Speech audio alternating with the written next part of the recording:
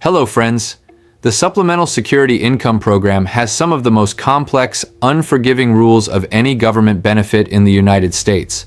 And unlike most programs where a mistake gets corrected with a letter and a small adjustment, a mistake on SSI can mean losing your check entirely, sometimes for months at a time, sometimes with a demand to pay back thousands of dollars you already spent to survive. The people who lose their SSI benefits are not, in most cases, people who did something dishonest. They are people who did not know a rule existed, who forgot to make a phone call, who accepted help from a family member the wrong way, or who put $100 too much in a savings account. And right now in 2026, that danger has gotten worse, not better, because the Trump administration and the Department of Government Efficiency cut more than 7,000 jobs from the Social Security Administration, closed or reduced access at dozens of field offices across the country, and moved most services online, which means that when you need help figuring out whether something will affect your benefits, there is far less help available than there used to be. Today I am going to walk you through 7 of the most common mistakes that cost SSI recipients their benefits, exactly why each one triggers a problem, and exactly what to do to protect yourself. And make sure you stay with me all the way to number 5, because that is the one involving a new Trump administration proposal that is currently moving through the regulatory process and could affect hundreds of thousands of people who have no idea it is coming. Here's how we are going through this. 7 mistakes, one at a time, in plain English. For each one, I will tell you exactly what the rule is, exactly what trips people up, and exactly how to protect yourself. SSI rules have never been simple, but understanding these 7 specifically can be the difference between keeping your check and losing it. And by the end of this video, you will know what to check, what to report, and what to avoid. Before we get into it, if you are not subscribed to this channel, please do that right now and turn on the bell. Here is why it genuinely matters.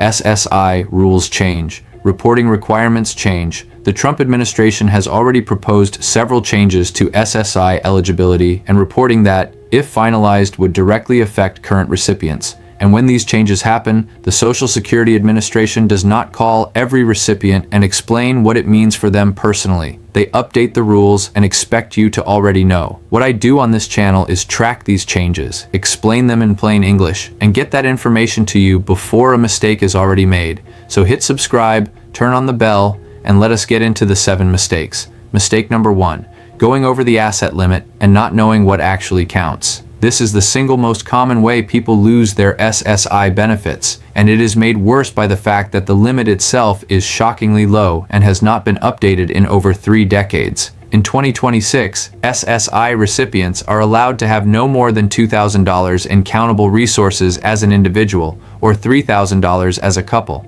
That limit has not changed since 1989. If it had kept pace with inflation, it would be closer to $5,000 or even $10,000 today. But it has not, and the rule is brutally strict. If your countable resources exceed $2,000 on the first day of any given month, you are ineligible for SSI for that entire month. There is no gradual reduction. There is no grace period. You are simply cut off. And here is where many people get into serious trouble. They do not know exactly what counts as a resource. Cash in a checking or savings account absolutely counts. Stocks and bonds count. A second car, in most cases, counts. But your primary home does not count, regardless of its value. One vehicle used for transportation does not count. Burial funds up to a certain limit do not count. And here is one that surprises a lot of people. If you have an ABLE account, which is a special savings account designed specifically for people with disabilities, and your balance stays below $100,000, that money does not count toward your SSI resource limit at all. More on ABLE accounts in a moment. Here's a real example of how this mistake happens. A recipient receives a small inheritance of $1,500 from a deceased relative. Combined with the $400 already in their checking account, their total resources hit $1,900. They feel safe.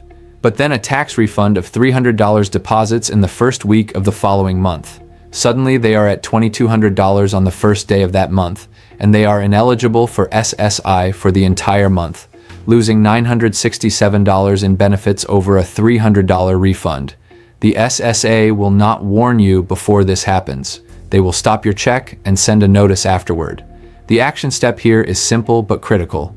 Check your total countable resources on the first day of every month before the month begins. Know exactly what you own, that SSI counts, keep a written record, and if you are close to the limit, plan any expected deposits, tax refunds, or gifts so you have time to spend down or move money into an exempt account before it counts against you. Mistake number 2, not reporting income changes and not knowing what counts as income. SSI is designed for people with very low income, and the program requires you to report any change in your income within 10 days after the end of the month in which the change happened.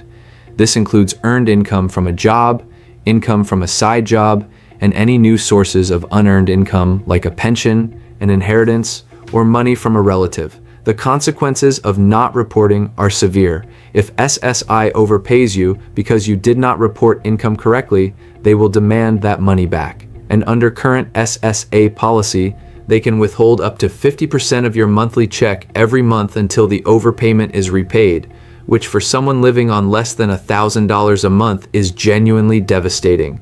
Now here is the good news about earned income specifically, because many people do not realize this. SSI does not count all of your earnings against you dollar for dollar. The program disregards the first $65 you earn each month in wages, and then counts only half of everything above that. So if you earn $200 from a part-time job, SSI only reduces your benefit by $67.50, not by $200. But here is the critical piece. You still have to report every dollar you earn, every single month. The exemption does not mean you do not have to report. It means SSI will calculate the impact correctly, only if you tell them what you earned. There is also something called unearned income, which SSI treats differently and more harshly than earned income. Unearned income includes gifts of cash from family, lottery winnings, settlements, tax refunds above the first $20, or money from any other source that is not wages. The program only disregards the first $20 of unearned income per month and counts every dollar above that against your benefit at a full 1-to-1 rate. So a $200 cash gift from a relative reduces your SSI benefit by $180 that month, and it still has to be reported within the deadline.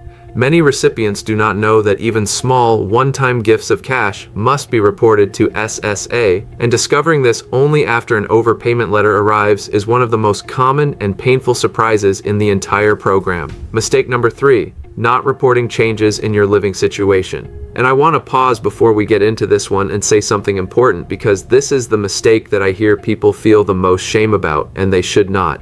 The people who lose benefits because of living situation changes are almost always people who were trying to do the right thing. They moved in with a family member to get help with daily care. They accepted a meal being cooked for them. They let a relative pay a bill when things got tight. None of that makes them dishonest. It makes them human. But the SSI rules around living situations are written in a way that treats help from family as income, and not understanding that can be devastating. So let me be very clear about how this works. This is one of the most misunderstood rules in the entire SSI program, and it trips up thousands of people every year, often because they are simply trying to accept help from a family member. Here is the rule. If someone else is paying for your food or your housing, SSI considers that in-kind support and maintenance, and it can reduce your monthly benefit by up to 1/3. If your monthly SSI benefit is $967 and you move in with a family member who covers your rent and groceries without charging you, SSI may reduce your benefit by roughly $322 every single month, simply because someone is helping you. Most recipients never report this because they do not realize that accepting help from family counts as income under SSI rules. And if SSI discovers it later, they will calculate an overpayment for every month you received the higher amount and did not report the help, and they will demand it all back. Beyond living situations, you must also report changes in your marital status, because getting married affects your eligibility and your benefit amount significantly, and you must report if you add a new bank account, if an account closes, or if you receive any lump sum of money, including a tax refund or a gift. Mistake number 4, not taking advantage of ABLE accounts and not knowing about the 2026 expansion. I want to spend a moment on ABLE accounts specifically because they are one of the most powerful tools available to SSI recipients, and the majority of people who qualify have never opened one. An ABLE account is a special tax-advantaged savings account created specifically for people with disabilities. Here is why it matters so directly for SSI. Money you put into an ABLE account up to the contribution limits does not count toward your $2,000 SSI resource limit as long as the total balance stays below $100,000. That means that instead of being forced to spend down any savings above $2,000 to protect your benefits, you can save that money in an ABLE account and keep your benefits fully intact. You can contribute up to $18,000 per year into an ABLE account. And here is the expansion that happened in 2026 that most people do not know about yet. Previously, you could only open an ABLE account if your qualifying disability began before you turned 26 years old. In 2026, that age limit was raised to 46. That means millions of adults who were locked out of ABLE accounts for years because their disability began in their late 20s or 30s or early 40s are now eligible to open one. If you receive SSI and you have not looked into an ABLE account, do that this week. Contact your state's ABLE program because each state administers its own, and ask specifically whether you now qualify under the expanded age limit. Mistake number 5. And this is the one I told you to stay for, because this is the one involving a direct action from the Trump administration that most SSI recipients are simply not aware of yet. The Trump administration has proposed rescinding a rule that was put in place in 2024, which had expanded who qualifies for a more favorable treatment of their living situation under SSI. Specifically, the old rule allowed a household to qualify as a public assistance household, which reduces the amount SSI counts against your benefit for things like food and rent paid by others. If at least one member of the household receives certain public assistance benefits like SNAP, the Trump administration is now proposing to go back to the older, stricter rule, which would require every adult member of the household to be receiving public assistance in order for the household to qualify. If this proposal is finalized, the people most directly affected are disabled adults who live with family members, particularly family members who receive SNAP but are not themselves on SSI or another qualifying program. According to the Center on Budget and Policy Priorities, hundreds of thousands of SSI recipients could see their benefits reduced or eliminated entirely if this rule change goes through. Some could see their monthly check drop by 1/3 or more, not because their situation changed, but because a rule changed. This proposal has not been finalized as of the time of this video. It is still moving through a public comment and review process, and it could face legal challenges. But the action step for any SSI recipient who lives with family members is to find out right now exactly how your household is currently classified by SSI and to watch for any notice from SSA about this rule change. If you receive a notice, respond to it promptly, and if you believe the change affects you incorrectly, you have the right to appeal. Mistake number 6. Missing reporting deadlines and not knowing where to get help in 2026. And this one has gotten significantly harder in the past year. Not because the rules changed, but because the system you have to navigate to follow the rules has gotten dramatically thinner. Under the Trump administration and its Department of Government Efficiency, the Social Security Administration cut more than 7,000 jobs. That is more than 13% of its entire workforce, the largest staffing cut in the agency's history. 6 of its 10 regional offices were closed or had their access significantly reduced. Many services that used to be handled by phone or in person were moved online. Phone hold times grew substantially at field offices across the country.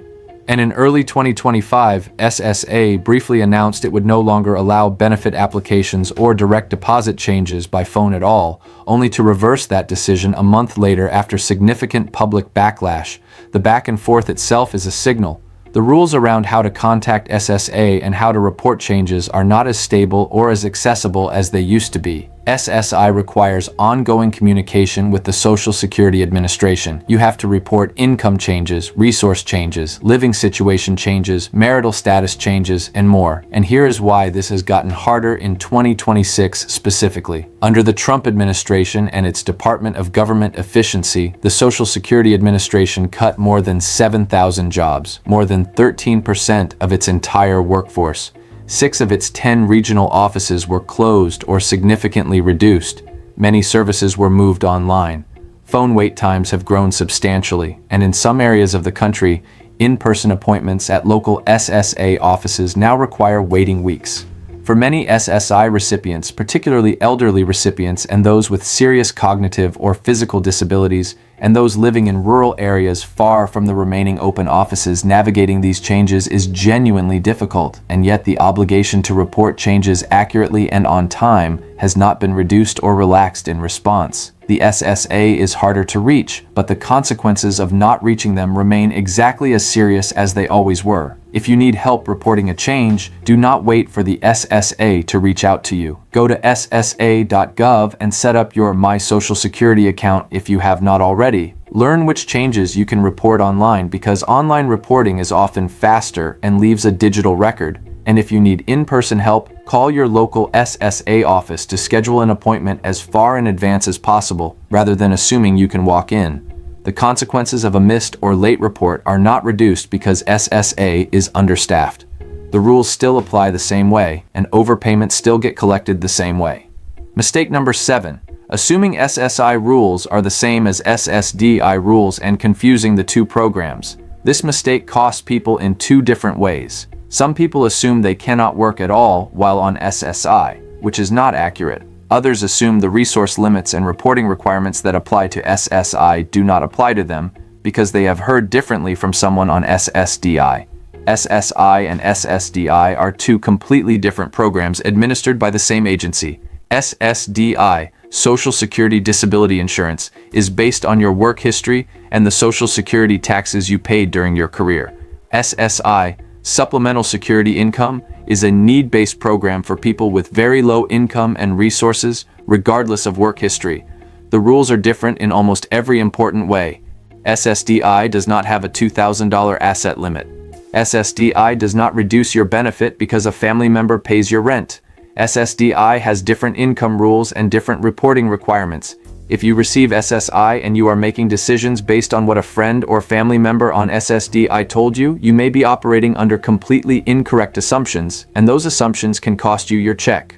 Always verify every rule you follow with the Social Security Administration directly at ssa.gov or by calling 1-800-772-1213, rather than relying on what someone else in a different program told you applies to you. There is also one more thing every SSI recipient should know, and it applies regardless of which of these 7 mistakes you are most concerned about. If something does go wrong, if SSA sends you an overpayment notice or tells you that your benefits are being stopped or reduced, you have rights. You have the right to appeal any SSA decision within 60 days of receiving the notice. You have the right to request a waiver of an overpayment if you believe you were not at fault for the overpayment and repaying it would cause financial hardship. And if you request a waiver or an appeal within 10 days of receiving a notice, SSA is generally required to continue paying your benefits at the current level while the appeal is being processed, so you do not lose your check while you are fighting the decision. The form for requesting a waiver of an overpayment is Form SSA-632. The appeal process starts with a reconsideration request, and if that is denied, you can request a hearing before an administrative law judge. None of this is easy and none of it is fast, but the rights exist and using them is far better than simply accepting a decision that may be incorrect.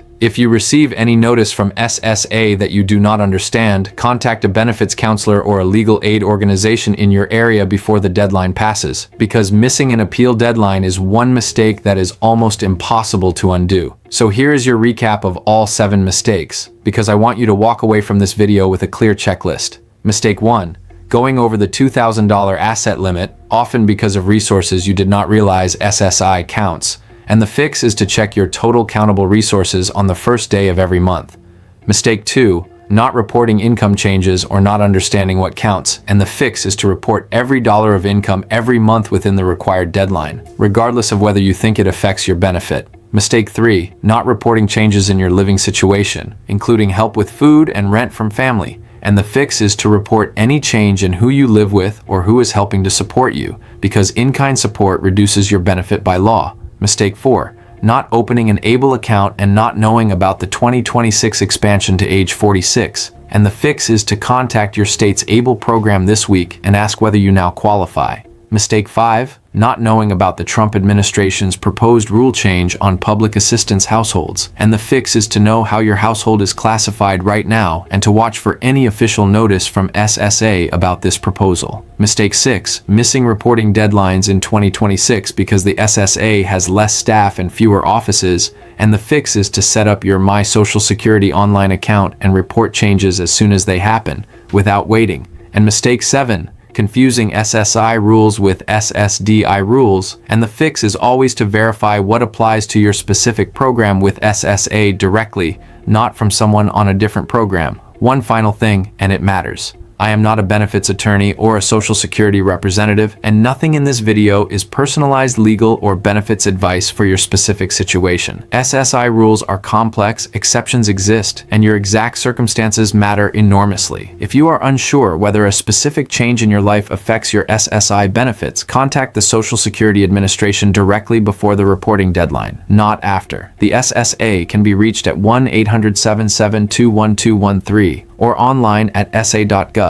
Getting this right before a mistake happens is always better than trying to fix an overpayment or an interruption in benefits afterward. Subscribe to this channel and turn on the bell so you find out about changes to SSI and other Social Security programs before they affect your check. And please share this video with someone you know who receives SSI or is caring for someone who does. This information can genuinely protect them. I will see you in the next one.